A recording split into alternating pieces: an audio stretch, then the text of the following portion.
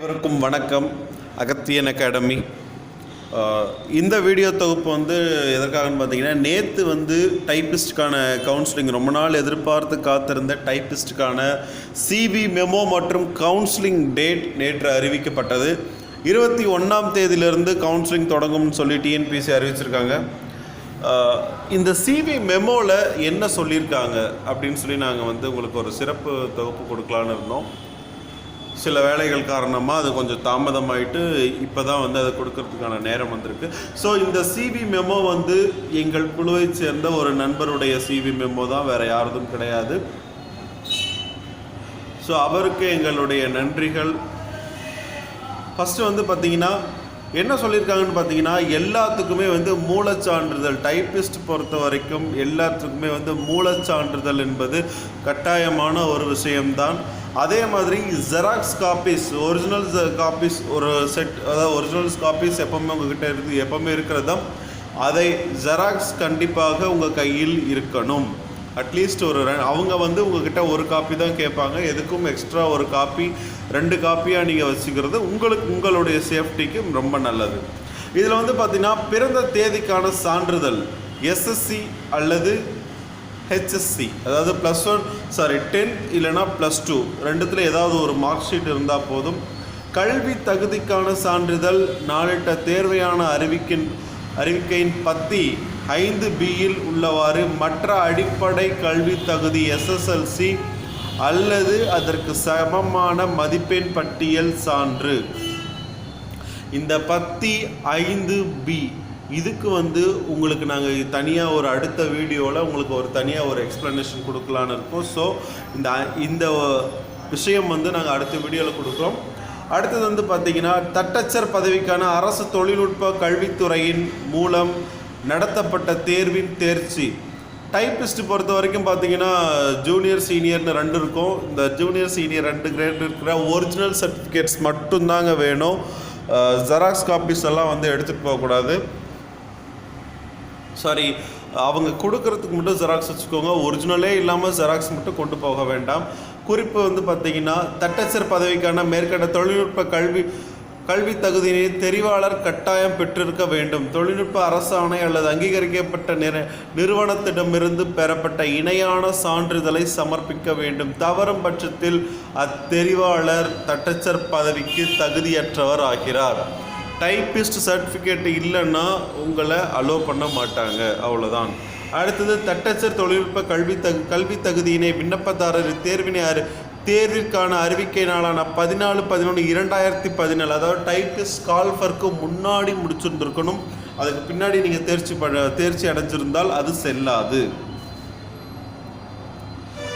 தட்டச்சர் தொழில்நுட்ப கல்வி தகுதியில் தேர்ச்சி பெறாத விண்ணப்பதாரர் இச்சான்றிதழ் சரிபார்ப்பு மற்றும் கலந்தாய்வில் கலந்து கொள்ள தேவையில்லை. இது முற்றிலும் தட்டச்சர் பதவிக்கான சான்றிதழ் சரிபார்ப்பு மட்டுமே. டைப்பிஸ்ட் அல்லாதோர் சிவியில் இந்த கவுன்சிலிங்கில் கலந்துக்க கூடாது. தமிழில் தேர்ச்சி பெற்றதற்கான சான்றிதழ், அதாவது 3வது பாயிண்ட் என்ன சொல்லியிருக்காங்கன்னு பார்த்தீங்கன்னா, தமிழில் தேர்ச்சி பெற்றதற்கான சான்றிதழ் கேட்குறாங்க. தமிழில் எப்படின்னு பார்த்தீங்கன்னா, எஸ்எஸ்சி இல்லைன்னா பியூசினா ப்ரீ யூனிவர்சிட்டி கோர்ஸ். இது ஒரு 1967க்கு முன்னாடி இல்லைனா 1970s இந்த ரேஞ்சில் படித்தவங்க பியூசி படிச்சிருப்பாங்க. அதுக்கப்புறம் பார்த்தீங்கன்னா எஸ்எஸ்சி ஹெச்எஸ்சி தான் இருந்துச்சு. ஸோ நீங்கள் என்னென்ன படிச்சிருக்கீங்களோ, சப்போஸ் டிகிரி முடிச்சிருக்கீங்கன்னா டிகிரி சர்டிஃபிகேட் வரைக்கும் ப்ரொடியூஸ் பண்ணுங்கள். லாஸ்ட் ஜேஏ பொறுத்த வரைக்கும் பார்த்தீங்கன்னா, சார் எனக்கு கான்வெகேஷன் இல்லை, ப்ரொவிஷனல் மட்டும்தான் இருக்குதுன்னு சொல்லி நிறைய பேர் கேட்டிருந்தீங்க. ப்ரொவிஷனல் இருந்தால் போதுமானது, கான்வெகேஷன் இருந்தால் ப்ரொவிஷனல் தேவையில்லை. ஸோ ப்ரொவிஷனல் எப்பவுமே 6 மாதம் தான் வேலிடிட்டி. ஸோ கான்வெகேஷன் இருக்கவங்க ப்ரொவிஷனல் கொண்டு போகணுங்கிற அவசியம் இல்லை. நல்லா சொல்கிறேன், கேட்டுக்கோங்க. எனக்கு சார் கான்வெகேஷன் இல்லை, ப்ரொவிஷனல் மட்டும்தான் இருக்குதுன்னு சொல்கிறவங்க ப்ரொவிஷனல் தாராளமாக கொண்டு போகலாம். உங்கள் ப்ரொவிஷனல் செல்லும். 6 மாதம் வேலிடிட்டிங்கிறது ஒரு மேட்டர் கிடையாது. சார் என்கிட்ட ப்ரொவிஷனல் கான்வெகேஷன் 2ம் இருக்குன்னு சொல்கிறவங்க ஏதாவது ஒன்று கொண்டு போங்க, போதும். கான்வெகேஷன் கொண்டு போனால் மிக மிக சிறந்தது.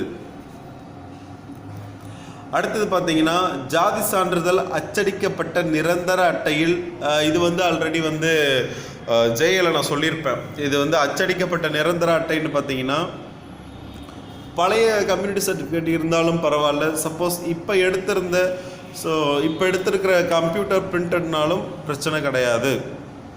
பெண் விண்ணப்பதாரராக இருப்பின் அவரது தந்தை பெயரில் இருக்க வேண்டும். தந்தை பெயர் இருக்கணும்னா மேரேஜ்க்கு அப்புறம் சிலர் வாங்கியிருப்பீங்க, அதில் ஹஸ்பண்ட் நேம் இருந்தாலும் பிரச்சனை இல்லை, ஃபாதர் நேம் இருந்தாலும் பிரச்சனை இல்லை. ஸோ சர்டிஃபிகேட் ரிலேட்டடாக என்ன இஷ்யூஸ் வந்தாலும், அதாவது சர்டிஃபிகேட் ரிலேட்டடாக என்ன பிரச்சனைகள் வந்தாலும் டிஎன்பிஎஸ்சி அதிகாரிகள் அதற்கு தகுந்த ஆலோசனை ரொம்ப ஃப்ரெண்ட்லியாக தாங்க உங்களை கைட் பண்ணுவாங்க. நீங்கள் பயப்பட வேண்டிய அவசியம் இல்லை, நர்வஸ் ஆக வேண்டிய அவசியம் கிடையாது. ரிஜெக்ட் பண்ணிடுவாங்கிற எந்த ஒரு பயப்படமும் உங்களுக்கு தேவையில்லை. உங்களுக்கு என்ன உதவிகள் செய்ய முடியுமோ அந்த அளவுக்கு செய்வாங்க. ஸோ பயப்படாமல் நீங்கள் போய் தாராளமாக கவுன்சிலிங் அட்டென்ட் பண்ணலாம். அடுத்து பார்த்திங்கன்னா வயது விதி தளர்வு கோரிக்கைக்கான உரிய சான்றிதழ், அதாவது ஏஜ் ரிலாக்ஸேஷன் சர்டிஃபிகேட் இருக்கவங்க கால்ஃபருக்கு முன்னாடி வாங்கியிருந்தால் மட்டும்தான் அது செல்லும். முன்னாள் இராணுவத்தினர் என்பதற்கான சான்றிதழ் தேர்வாணையத்தின் விண்ணப்பதாரர்களுக்கான அறிவுரைகள் பற்றி 13 குறிப்பிட்டுள்ள படிவத்தில் முன்னாள் இராணுவத்தினரின் மனைவி, மகன், மகள் முன்னாள் இராணுவத்தினராக கருதப்பட மாட்டார்கள். இது பார்த்திங்கன்னா எக்ஸ் சர்வீஸ் மேன் ஃபேமிலியில் இருக்கிறவங்களுக்கு இந்த சலுகைகள் கிடையாது. எக்ஸ் சர்வீஸ் மேனாக இருந்து ரிட்டையர்ட் ஆகிட்டு நீங்கள் குரூப் 4 எக்ஸாம் எழுதியிருந்தால் மட்டும்தான் உங்களுக்கு அந்த சலுகைகள். உங்கள் மனைவிக்கோ மகன், மகள் யாருக்கும் இந்த சலுகைகள் பொருந்தாது. மாற்றுத்திறனாளி என்பதற்கான உரிய மருத்துவ, அதாவது இது பார்த்திங்கன்னா லாஸ்ட் டைம் மாற்றுத்திறனாளிகள் கேட்டிருந்தீங்க. இது பார்த்திங்கன்னா உங்களுடைய அடையாள அட்டையே போதுமானது. அதற்கான சான்றிதழ் இந்த 3 பேர் கொண்ட மருத்துவ குழு அந்த சான்றிதழ் வச்சுருந்தீங்கனாலும் சரி, அப்படி இல்லைன்னா உங்களுக்கான அடையாள அட்டையும் போதுமானது. அடுத்தது உடல் ஊனத்தின் தன்மை சரியான விழுக்காடு. உங்களுடைய டிசேபிலிட்டிஸ், அந்த மாற்றுத்திறன் என்பது உங்களுடைய பணி செய்வதற்கு எந்த ஒரு விதத்திலும் இடையூறாக இருக்காதுன்னு சொல்லி அரசு மருத்துவரிடம் நீங்கள் ஒரு சான்றிதழ் வாங்கியிருக்கணும். அது 14A பிரிவில் சொல்லியிருக்காங்க. நான் இதெல்லாம் அடுத்த வீடியோவில் சொல்கிறேன்னு சொல்லியிருக்கணும். அது எல்லாமே அடுத்த வீடியோவில் உங்களுக்கு தெளிவாக சொல்லிவிடுவேன், இதையும் சேர்த்து தான். இறுதியாக பயின்ற கல்வி நிறுவனத்திடமிருந்து பெறப்பட்ட நன்னடத்தை சான்றிதழ். இதில் தாங்க நிறைய பேருக்கு டவுட் வந்தது. லாஸ்ட் ஸ்டடிட் கான்டாக்ட் சர்டிஃபிகேட்னா ஒன்றும் பிரச்சனை ஒன்றும் இல்லைங்க. நீங்கள் சப்போஸ் பார்த்தீங்கன்னா last studied contact certificate DC இருக்கிறவங்களுக்கு போதும். டிசியே போதுங்க. உங்கள் கான்டாக்ட் சர்டிஃபிகேட் அவங்க கேட்கவே மாட்டாங்க. டிசி இல்லைங்கிற பட்சத்தில் மட்டும், சார் எனக்கு காலேஜில் தனியாக கான்ட்ராக்ட் சர்டிஃபிகேட் கொடுத்துருக்காங்க, என்கிட்ட டிசியும் இருக்குது, ரெண்டும் இருக்குன்னு சொல்கிறவங்க ரெண்டும் கொண்டு போங்க, எந்த ஒரு பிரச்சனையும் இல்லை. சார் எனக்கு கான்ட்ராக்ட் சர்டிஃபிகேட் இல்லை, டிசியில் மட்டும்தான் கான்டாக்ட் அண்ட் கேரக்டர் இஸ் குட்டுன்னு மென்ஷன் பண்ணியிருக்காங்க. அப்படி இல்லைன்னா கேரக்டர் இஸ் ரெண்டில் ஏதாவது ஒன்று தான் இருக்கும். கான்டாக்ட் இஸ் குட், அப்படி இல்லைன்னா கேரக்டர் இஸ் குட், இந்த மாதிரி மென்ஷன் பண்ணியிருந்தாலும் போதுமானது தான். சாட்டிஸ்ஃபேக்டரின்னு இருந்தாலும் போதுமானது தான். ஸோ திரும்ப சொல்கிறேன், லாஸ்ட் ஸ்டடிட் கான்டாக்ட் சர்டிஃபிகேட் பொறுத்த வரைக்கும் கான்டாக்ட் அண்ட் கேரக்டர் இஸ் குட்டுன்னு இருந்தால் போதும். அடுத்தது கான்டாக்ட் இஸ் குட்டுன்னு இருந்தாலும் போதுமானது. கான்டாக்ட் இல்லாமல் கேரக்டர் இஸ் குட்டுன்னு இருந்தாலும் போதுமானது. டவுட் உங்களுக்கு இந்த விஷயத்தில் வரக்கூடாது. சாட்டிஸ்ஃபேக்டரின்னு இருந்தாலும் போதுமானது தான். பயப்பட வேண்டிய அவசியம் கிடையாது. அடுத்தது பார்த்தீங்கன்னா, இறுதியாக அஞ்சல் வழி கல்வி, தொலைதூர கல்வி பயின்றிருப்பின் அதற்கான சான்று மற்றும் அதற்கு முன் பயின்ற கல்வி நிறுவனத்திடமிருந்து பெறப்பட்ட நன்னடத்தை சான்றிதழ். ஸோ டிஸ்டன்ஸ் எஜுகேஷனில் படித்தவங்களுக்கு நீங்கள் லாஸ்ட் ஸ்டடிட் கான்டாக்ட் சர்டிஃபிகேட் பொறுத்த வரைக்கும் நீங்கள் சப்போஸ் உங்களுக்கு அந்த யூனிவர்சிட்டியிலேருந்து, அந்த டிஸ்டன்ஸ் எஜுகேஷனில் நீங்கள் எந்த யூனிவர்சிட்டியில் படிச்சிங்களோ அதுக்கு சம்மந்தப்பட்ட யூனிவர்சிட்டியிலேருந்து அந்த சர்டிஃபிகேட் கிடச்சிருந்தால் போதும். அப்படி இல்லைன்னா அதுக்கு முன்னாடி நீங்கள் எங்கே படிச்சிங்களோ அங்கே ஒரு சர்டிஃபிகேட் வாங்கிக்கிறது நல்லது. எங்கே படிச்சிங்கனாலும், அதாவது ஸ்கூல், காலேஜ் எங்கே படிச்சிருந்தீங்கனாலும், இது நான் ஓப்பன் யூனிவர்சிட்டியில் படித்தவங்களுக்கு சொல்லிகிட்ருக்கேன். நீங்கள் சப்போஸ் நான் 10th படிச்சுட்டு அதுக்கப்புறம் டிகிரி ஓப்பன் யூனிவர்சிட்டியில் படித்தேன் சார்னு சொன்னால் உங்களுக்கு டிசி போதுமானது, 10th டிசி போதுமானது.